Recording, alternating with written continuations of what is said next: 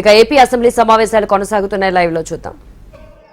4% తగ్గింది అని అంటే ఇది ఎంత గొప్ప విషయమో ఒకసారి ఆలోచన చేయమంటున్నాను అధ్యక్ష. మిగిలిన వాళ్ళందరినీ కూడా వాళ్ళు ఏదో ఒక రూపేణ మేము ఆరోపణలు చేయాలి అని మాట్లాడుతున్నారు తప్పితే ఈ జరిగినటువంటి మార్పును, జరిగినటువంటి మంచిని ప్రతిపక్ష రూపంలో ఏ రకాన వాళ్ళు పొగడలేరు. కానీ వాళ్ళు చేసినట్టు విమర్శలు చేసినప్పుడు బాధ కలుగుతుంది అధ్యక్ష. అనేక సంవత్సరాల గతంలో 15 సంవత్సరాలు ముఖ్యమంత్రిగా పనిచేసినట్టు చంద్రబాబు నాయుడు గారు ఎందుకు ఇలా సంక్షేమం పైన ఆలోచన చేయలేకపోయినాడు అని ప్రశ్నిస్తే ఎదురుదాడి రూపేణ మాట్లాడతాడు అధ్యక్ష. ఒక సంక్షేమమే కాదు, ఉద్యోగాలు కల్పించాలని ఉద్దేశంతో 2014 నుంచి 19 మందికి ప్రభుత్వ ఉద్యోగాలు ఎంతమందికి ఇచ్చావు, 19 తర్వాత 24 వరకు జగన్మోహన్ రెడ్డి గారు ఎన్ని రూపాయల ప్రభుత్వ ఉద్యోగాలు ఇచ్చారు, ఆ ఫిగర్స్ ఉన్నాయి అని అంటే దానిపైన మాట్లాడడానికి ముందుకు రారు అధ్యక్ష. ఏ రూపేణ ఒక ఉద్యోగాల కల్పన విషయంలో అయితేనేమి, ఈ రాష్ట్రంలో జరుగుతున్నటువంటి భవిష్యత్ తరాలకు ఉపయోగపడే విధంగా పోర్ట్ల నిర్మాణం అయితేనేమి, 17 మెడికల్ కాలేజీలు అయితేనేమి, అలాగే ఫిషింగ్ హార్బర్స్ విషయాలలో అయితేనేమి, పెట్టుబడులు పెట్టినటువంటి సదస్సులో దేశంలో ఉన్నటువంటి నెంబర్ 1 బిజినెస్ మ్యాన్స్ అంతా ఒక వేదిక పైన కూర్చొని జగన్మోహన్ రెడ్డి గారిని ప్రశంసించిన రోజే ఏ రకమైనటువంటి ఆలోచనలు ముందు చూపున్నటువంటి వ్యక్తి జగన్మోహన్ రెడ్డి గారు అని చెప్పి ఆ రోజంతా కూడా రాష్ట్ర వ్యాప్తంగా చర్చ జరిగింది అధ్యక్ష.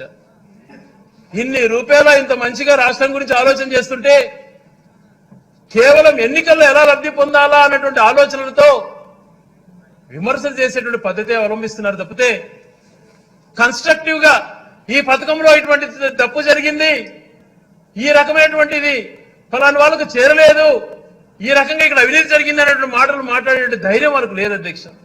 అందుకనే వ్యక్తిగత విమర్శలు చేస్తూ బూతులు మాట్లాడుకుంటూ నేను మందిస్తాను మీరు మందు తాగండి ఇలాంటి సందేశాలతో మాట్లాడుతున్నటువంటి ఒక ప్రతిపక్ష నాయకుని చూస్తే సిగ్గనిపిస్తుంది అధ్యక్ష. అలాంటి కాదు నాయకత్వం అంటే. ఒక ప్రభుత్వం అంటే ఒక బాధ్యత. మేనిఫెస్టోని ఒక భగవద్గీత, ఒక ఖురాన్ బైబిల్ గా భావించి నేను మేనిఫెస్టో ఇంటింటికి పంపిస్తున్నాను, చూడండి నేను అమలు చేశారో లేదా అని చూపించే ధైర్యము గతంలో ఎప్పుడు చూసాం అధ్యక్షము? అది కేవలం జగన్మోహన్ గారికి చెల్లుబాటు అయ్యేది. మరి అదే రూపేణ చంద్రబాబు నాయుడు గారు ముఖ్యమంత్రి 2014లో నీ మేనిఫెస్టోలో నువ్వేం చెప్పావు, ఏం అమలు చేశావంటే ఆ మేనిఫెస్టో చూపించే ధైర్యం లేక ఆ మేనిఫెస్టోను మాఫీ చేసినట్టు వ్యక్తి ఆయన మరొక పక్కన.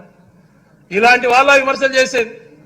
మళ్ళీ ఇప్పుడు వచ్చి జగన్మోహన్ రెడ్డి గారు పేదవాళ్ళకంతా పనిచేశారని మాట్లాడే ఆ వ్యక్తి పేదరికం 12% నుంచి 4% తగ్గినటువంటి విషయాన్ని గమనించకుండా విమర్శలు చేసి ఈరోజు ఓట్ల కోసం నేను జగన్మోహన్ రెడ్డి గారి కన్నా ఎక్కువ ఇస్తానని మాట్లాడుతున్నాను. ఏ రకంగా ఎక్కువ ఇస్తావు అని అంటే చెప్పలేని పరిస్థితి.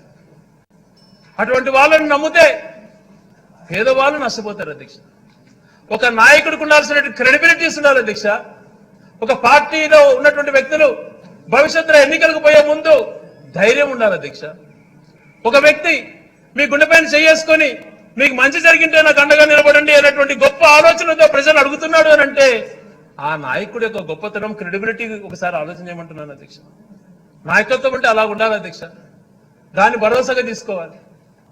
కేవలం ఎన్నికల్లో లబ్ధి పొందాలన్నటువంటి ఏకైక ఆలోచనలతో ముందుకు పోవడం కాదు అధ్యక్ష. నువ్వు చేసినటువంటిది ఏంది?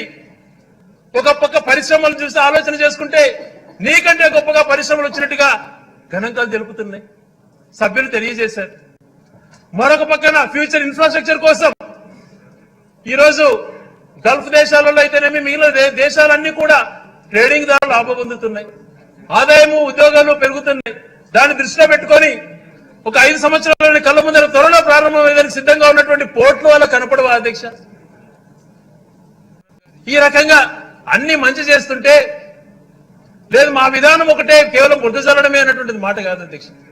గణాంకాలు చెప్పాలనంటే నా దగ్గర క్లియర్ స్టాటిస్టిక్స్ ఉన్నాయి, కానీ అంత టైం లేదు అధ్యక్ష. గణాంకాలలో కాదు, జరిగిన వాస్తవాలు ఎలా ఉన్నాయనేటువంటిది ఆలోచన చేసుకోవాలి.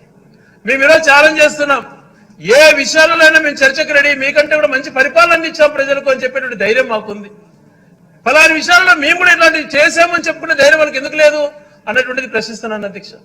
ఒక విద్యా రంగాన్నే కాదు, ఒక వైద్య రంగాన్ని తీసుకుంటే 5 లక్షలు ఉన్నటువంటి ఆరోగ్యశ్రీని, అది కూడా గౌరవ ముఖ్య మాజీ ప్రియతమ నేత రాజశేఖర రెడ్డి గారు ప్రవేశపెట్టిన ఆరోగ్యశ్రీని నిర్వీర్యం చేసిన తర్వాత దాంట్లో అనేకమైన ప్రొసీజర్స్ పెంచి 5 లక్షల నుంచి 25 లక్షల రూపాయలకు ఆరోగ్యశ్రీ పెంచిన విషయంలో ఎంత గొప్పగా ఉన్నదో ఒకసారి ఆలోచన చేయమంటున్నాను అధ్యక్ష.